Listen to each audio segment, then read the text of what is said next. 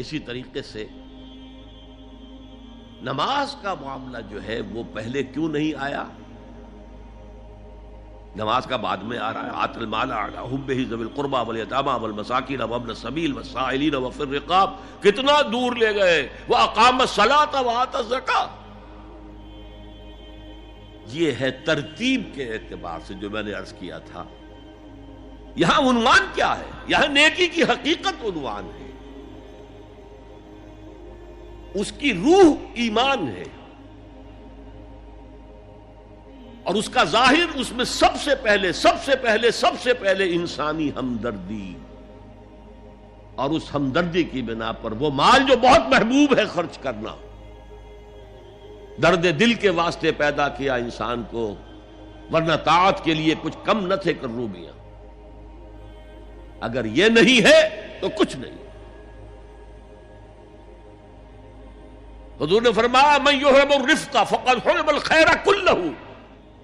جو شخص دل کی نرمی سے محروم ہو گیا وہ کل کے کل خیر سے محروم ہو گیا. کسی کو دکھ میں دیکھو اور اس پوزیشن میں ہو کہ تم اس کا کوئی مداوع کر سکو اور نہ کرو، پھر تم چاہے مفسر ہو، محدث ہو، نیک نہیں ہو. تم عابد ہو سکتے ہو، زاہد ہو سکتے ہو، تم مفسر ہو سکتے ہو، محدث، نیک نہیں ہو سکتے. من یحرم الرفق، رفق کہتے ہیں نرمی. رفیق ہمارا ساتھی، دمساز. ظاہر بات ہے آپ کو دکھ ہوگا، آپ کے رفیق جو ہے اس کے اپنے دل میں محسوس کرے گا آپ کے درد کو. ہم درد کسے کہتے ہیں؟ ہم درد، جن کا درد مشترک ہے. ہم عصر، ایک زمانے کے لوگ. ہم جماعت، ایک جماعت میں پڑھنے والے. ہم درد. خنجر چلے کسی پہ تڑپتے ہیں ہم امیر، سارے جہاں کا درد ہماری جگر میں ہے. اگر یہ رفق نہیں ہے، اگر یہ ہمدردی نہیں ہے، اگر کسی کو دکھ میں دیکھ کر آپ تڑپ نہیں اٹھتے، اگر اس کی مدد کرنے پر قادر ہو اور نہیں کرتے تو کل خیر سے محروم ہے. پڑھے جاؤ نمازیں اور تہجدیں، کچھ حاصل نہیں ہو. اس پر جو آخری آیت قرآن کی ہے، لن تنالوا البر حتى تنفقوا مما تحبون، اس سے زیادہ کیٹیگوریکل سٹیٹمنٹ اور کیا چاہیے.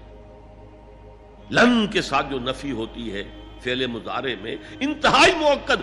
ہرگز نہیں پہنچ سکتے نیکی کے مقام کو جب تک کہ خرچ نہ کرو ان میں سے جو چیزیں تمہیں پسند ہیں. قمیض پھٹ گئی ہے، بوسیدہ دے دو کسی کو، یہ نہیں ہے خیرات و صدقات، بلکہ جو تمہیں محبوب ہو. لن تنالوا البر، بر کے مقام تک نہیں پہنچ سکتے. پھر میں کہہ رہا ہوں عابد ہو سکتے ہو، زاہد ہو سکتے ہو، علم کا معاملہ ہے، محدث ہو سکتے ہو، مفسر ہو سکتے ہو، فقیہ ہو سکتے ہو، مفتی ہو سکتے ہو، سب کچھ ہو سکتے ہو. قرآن مجید کی روح سے نیک نہیں کہلا سکتے. وآت المال علی حبہ. اب اس میں جو ترتیب میں نے کہا تھا، الاقرب فالاقرب، الاقرب فالاقرب، سب سے پہلے ذوی القربیٰ. اور اس میں اکثر و بیشتر ہم سے کوتاہی ہوتی ہے. دور دراز کے لوگوں کے ساتھ نیکی ہو رہی ہے. سگے بھائی کی بیوہ اور یتیم بچے جو ہیں وہ محروم ہیں. انہوں نے اس وقت یہ کر دیا تھا، یہ کر دیا تھا. ظاہر بات ہے کہ رشتہ داروں سے تو شکایتیں ہوتی ہیں. یہ تو ہمیشہ ہمارے مخالف رہے جی، ان کی ہم کیسے مدد کریں. اگر تو اللہ کے لیے دینا ہے تو پہلا حق ان کا ہے. من احب للہ وابغض للہ واعطى للہ ومنع للہ. اللہ کے لیے دیا ہے اگر، تو اپنے اس نفس کی جو انتقام کا جذبہ ہے اس کو کچلو، اور جس کا سب سے پہلا حق ہے اس کو پہنچاؤ. حق بحقدار رسید. ذوی القربى والیتامى، جو بے سہارا رہ گئے، باپ کا سایہ نہ رہا. والمساکین، مساکین کسے کہتے ہیں؟ مسکنت کہتے ہیں کم ہمتی. آپ کو معلوم ہے آج کل ایک مرض کہلاتا ہے نیورستھینیا. آدمی دیکھنے میں ہٹا کٹا ہے، صحت مند ہے، لیکن اندر سے اس کی کوئی ہمت ایسے جواب دے گئی ہے کچھ کر ہی نہیں سکتا. وہ ہے مسکین. اسی لیے جو فرمایا گیا یہودیوں کے لیے ضربت علیہم الذلۃ والمسکنہ، ذلت کے معنی بھی کمزوری اور مسکنت کم ہمت ہی، ہمت ختم ہو گئی. تو جو اپنے پاؤں پر نہیں کھڑا رہ سکتا اس وجہ سے کہ اس میں وہ ہمت کم ہو گئی ہے، وہ بھی مستحق ہے. وابن السبیل اور مسافر، پرانے زمانے میں آپ کو معلوم ہے نہ سرائے تھیں، نہ کچھ اور تھا، نہ ہوٹل تھے. پھر اگر کہیں راستے میں چوری ہو گئی، ڈاکہ پڑ گیا، تو آدمی جو ہے گھر میں خود ہے، کفیل ہے، اچھا ہے. اس وقت کی حالت ایسی ہو گئی. ہمارے ہاں بیگرز نے اسی کو ایک بہت بڑا بہانہ بنایا ہوا، جی میں آیا تھا وہاں سے اور یہاں سے اور میری جیب کٹ گئی، سب کچھ چلا گیا، اب مجھے واپس جانے کے لیے کرایہ چاہیے. اکثر و بیشتر جھوٹے کیسز ہوتے ہیں. اگر آپ کسی کو پکڑ لیں اور ساتھ لے کر کہیں تحقیق کراؤ تو وہ بھاگ جائے گا، پھر نہیں آئے گا اس مسجد میں. لیکن یہ کہ ابن السبیل یہ بھی ایک کھاتا ہے. والسائلین، یہ ذرا تفصیل طلب معاملہ ہے. اسلام کی تعلیم بڑی متوازن ہے. ایک طرف سوال کی مذمت ہے، مت اپنا دستے سوال دراز کرو کسی کے سامنے. جو شخص ہاتھ پھیلاتا ہے مانگنے کے لیے، وہ اپنی عزت نفس کو ہتھیلی پر رکھ کر آپ کے سامنے پیش کر رہا ہے، اور آپ ٹھوکر مار دیتے ہیں اس کی عزت نفس کو. مانگو اللہ سے، اللہ کسی کے دل میں ڈالے تمہاری ضرورت پوری کر سکتا ہے،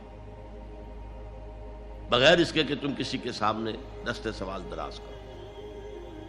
تو سخت مذمت ہے. اور خاص طور پر بیگری جو ایک انسٹیٹیوشن بن گیا ہے، ایک پیشہ بن گیا ہے، وہ تو اسلام کی تعلیمات کے منافی ہے. اور جس طرح کی ہم خیرات بانٹتے ہیں، 5 روپے کا نوٹ دے رہے ہیں مانگنے والوں کو مسجدوں کے باہر، سمجھ رہے ہیں ہم نے حاتم طائی کی خبر کو لات مار دی، حالانکہ حقیقت میں آپ انسٹیٹیوشن آف بیگری کو سپورٹ کر رہے ہیں. کسی ایک کو لے لو، آؤ چلو مجھے اپنا گھر دکھاؤ، مجھے بتاؤ تم واقعی اس قابل ہو یا نہیں ہو، اور پھر اس کی مدد کریں، لمسم کریں. پھر وہ 5 روپے نہیں ایسی دیں کہ وہ کچھ اپنے پاؤں پر کھڑا ہو سکے.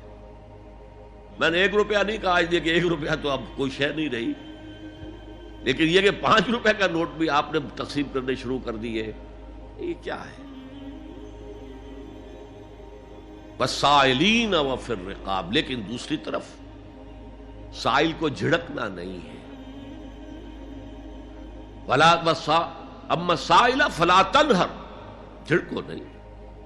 اچھا بھائی نہیں، معاف کرو، میرے پاس اس وقت آپ کی مدد کے لیے کچھ نہیں ہے، میں کچھ نہیں کر سکتا. تو ان دونوں کے درمیان اصل میں معاملہ ہونا چاہیے. بلکہ یہاں تک بھی فرمایا سائل کو ضرور دو، چاہے وہ گھوڑے پر سوار ہو کر تمہارے دروازے پہ آیا. کیا پتا اس کی واقعی الجھن کیا ہے.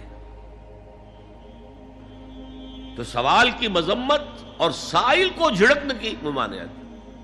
حتی الامکان خالی ہاتھ نہ لوٹاؤ. اس نے اپنی عزت نفس اپنی ہتھیلی پر رکھ کر تمہاری سامنے پیش کر دیا، اسے ٹھوکر نہ مارو.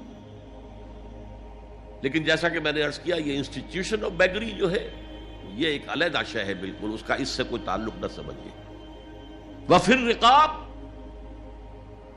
رقاب جمع ہے رقبہ، گردن. فک رقبۃ او اطعام فی یوم ذی مسغبۃ یتیما ذا مقربۃ او مسکینا ذا متربہ. فک رقبۃ، کسی کی گردن چھڑا دینا. اس وقت سب سے بڑی ایپلیکیشن اس کی تھی غلاموں کو، کنیزوں کو اپنے پیسے سے خرید کر آزاد کر دینا. بہت بڑی نیکی، بہت بڑی نیکی.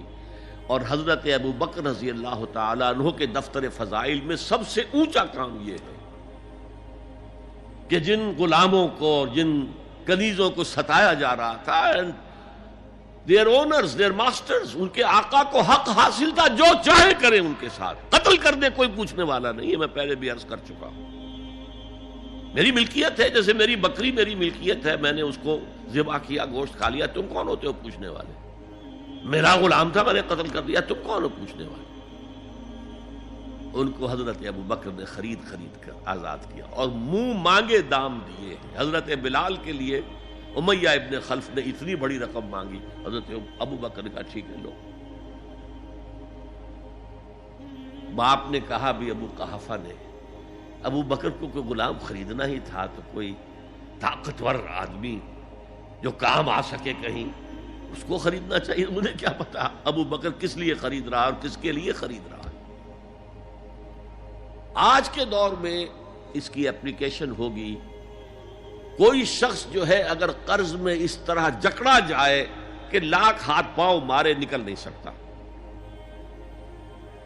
اس کو کوئی لمپ سم مدد دے کر اس قابل کیا جائے کہ وہ پھر اپنے پاؤں پر کھڑا ہو جائے۔ یہ نہیں کہ اسے آپ ہر مہینے کچھ رقم دیتے رہے مینٹیننس کے لیے، نہیں۔